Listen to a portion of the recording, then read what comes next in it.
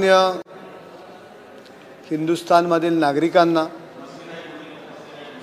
शेतकरी बांधवांना, कामगारांना, मध्यमवर्गीय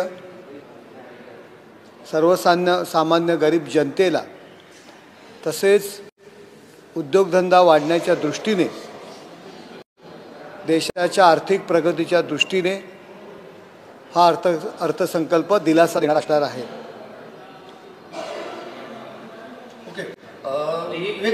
तुमच्या पक्षाचे मंत्री आहेत संजय शिरसाट, त्यांनी एक मोठं वक्तव्य केलेलं आहे की उद्धव ठाकरे यांनी एकनाथ शिंदेंना एकत्र आणण्याचा प्रयत्न करणार असं म्हटलं.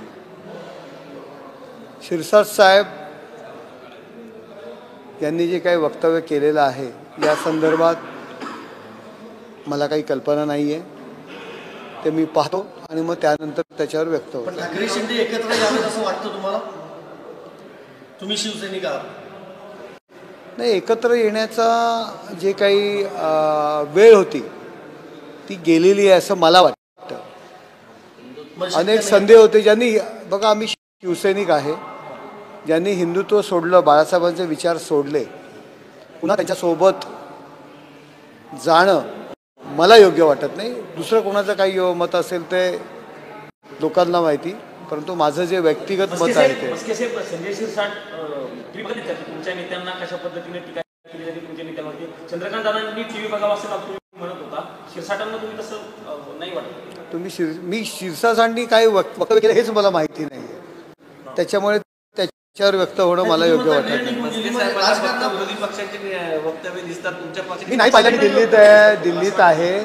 दिल्लीत आहे. सकाळपासून माझ्या रूमचा लाईटसुद्धा गेलेला आहे, त्याच्यामुळे मला टीव्ही नाही पाहता आला, त्यामुळे त्यांचं वक्तव्य मला नाही कळलं. काळामध्ये शिरसाटांची वक्तव्य असो किंवा पक्षाची जे काही नेते आहेत ते जे काही वक्तव्य करतायत, तुमचा पक्ष सातत्याने त्याचमुळे अडचणीत येतोय आणि तुमची गोची होते असं नाही वाटत? नाही, मला खरंच मी शिरसाटांचं वक्तव्य पाहिलं नाही किंवा ऐकलं नाही, त्यामुळे त्याच्यावर व्यक्त होणं मला उचित वाटत नाही. ते मंत्री आहेत, ज्येष्ठ आहेत, कित्येक वर्ष आमदार म्हणून निवडून येत आहेत.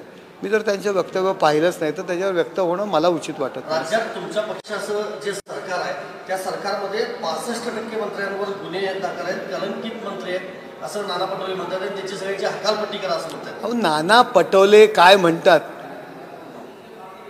त्यावर राज्याचं राजकारण नाही आहे ना.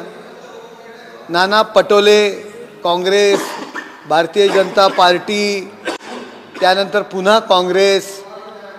आता नाना पटोलेंचा वाचायला गेला तर मला वाटतं 4-5 तास कमी पडतील.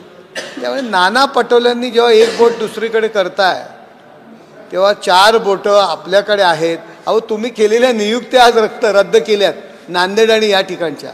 कसले तुम्ही अध्यक्ष, नामधारी अध्यक्ष आहेत ते, त्यांनी नांदेड आणि या ठिकाणच्या काँग्रेसच्या नियुक्त्या केल्या, रमेश चेलितांनी रद्द केल्यात.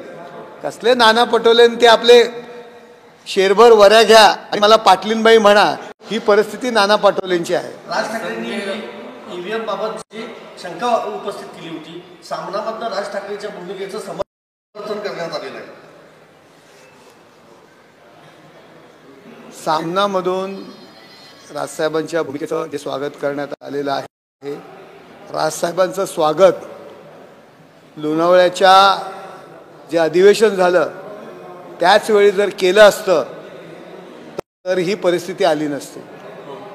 उशिरा का होईना राजसाहेबांचं स्वागत करावं असं वाटतंय, हे खरंच स्वागतार्ह आहे. त्यांनी देवेंद्र फडणवीसांचा राजीनामा मागावा असं सामन्यात म्हटलं. सामना कधी काय म्हणेल, ज्या सामन्यामध्ये फडणवीस साहेबांचं कौतुक केलं एक 10-15 दिवसापूर्वी, आज त्यांचा राजीनामा, आणि संजय राऊत आणि या मंडळींना देवेंद्र फडणवीस साहेबांचा राजीनामा मागण्याचा अधिकार काय हो?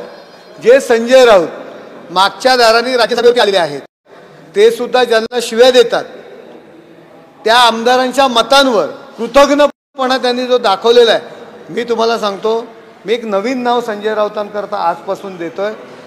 ते आता जे महामंडलेश्वर जे म्हणतात ना, तर महाबंडलेश्वर ही त्यांची परिस्थिती आहे.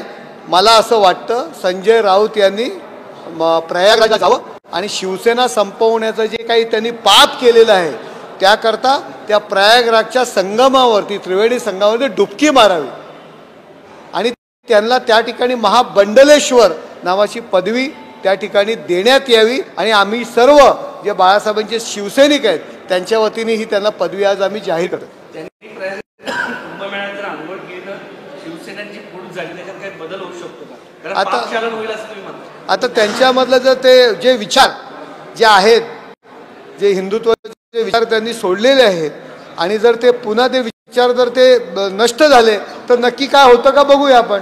त्यांनी असं म्हटलं की गेल्या 10 वर्षात लक्ष्मी भाजपवाल्यांना प्रसन्न झाली, बाकी इतर लोकांना नाही.